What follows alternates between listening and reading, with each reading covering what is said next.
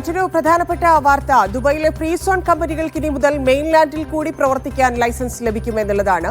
Dubai economy and tourism വകുപ്പാണ് ഇത് സംബന്ധിച്ചുള്ള പ്രഖ്യാപനം നടത്തിയിരിക്കുന്നത്. 5000 ദിർഹം ഫീസ് നൽകിയാൽ 6 മാസത്തേക്കാണ് അവർക്ക് ലൈസൻസ് ലഭിക്കുക. ഇത് പിന്നീട് ആവശ്യമുണ്ടെങ്കിൽ പുതുക്കാനുള്ള സൗകര്യവുമുണ്ട് എന്നുള്ളതാണ്. ഷിനോ ഷംസുദ്ദീൻ ചേരുന്നുണ്ട്. ഷിനോജ്, പ്രവാസ ലോകത്ത് ഇത്തരത്തിലൊരു ബിസിനസ് സാധ്യത, അതിന് പുതിയ വാതിൽ ദുബായ് തുറക്കുകയാണ്. എങ്ങനെയാണ് അതിന്റെ കരാർ? അത് എങ്ങനെയായിരിക്കും ഗുണകരമാകുക?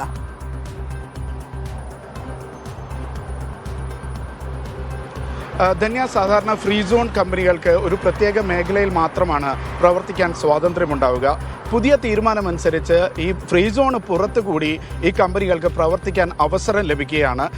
10,000 കമ്പനികൾക്കാണ് ആദ്യ വർഷം ഇത്തരം ഒരു അവസരം നൽകുന്നത്. ഇൻവെസ്റ്റ് ഇൻ ദുബായ് എന്ന് പറയുന്ന ഒരു പ്ലാറ്റ്ഫോം ഉണ്ട്. ആ പ്ലാറ്റ്ഫോം വഴി ഈ ഫ്രീ സോൺ കമ്പനികൾക്ക് മെയിൻലാൻഡിൽ ലൈസൻസിന് വേണ്ടിയിട്ട് അപേക്ഷിക്കാം. 6 മാസത്തേക്കാണ് ഇത് ലൈസൻസ് നൽകുക. പിന്നീട് 6 മാസത്തേക്ക് കൂടി 5000 ദിർഹം അടച്ചിട്ട് ഈ ലൈസൻസ് പുതുക്കാൻ കഴിയും. ഇത്തരത്തിൽ മെയിൻലാൻഡിലേക്ക് പ്രവർത്തനം വ്യാപിപ്പിക്കുമ്പോൾ ഉണ്ടാകുന്നൊരു മാറ്റം, ഈ ഫ്രീ സോൺ കമ്പനികൾ കൂടി കോർപ്പറേറ്റ് നികുതി നൽകേണ്ടി വരുമെന്നുള്ളതാണ്.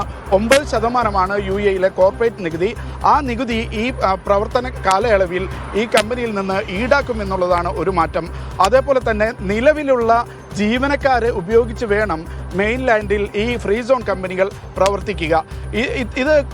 ഈ ഫ്രീ സോൺ കമ്പനികൾക്ക് കൂടുതൽ വരുമാനമുണ്ടാക്കാനും കൂടുതൽ മേഖലയിലേക്ക് അവരുടെ പ്രവർത്തനം വ്യാപിപ്പിക്കാനുമാണ് സർക്കാർ ഇത്തരമൊരു തീരുമാനമെടുത്തിരിക്കുന്നത്.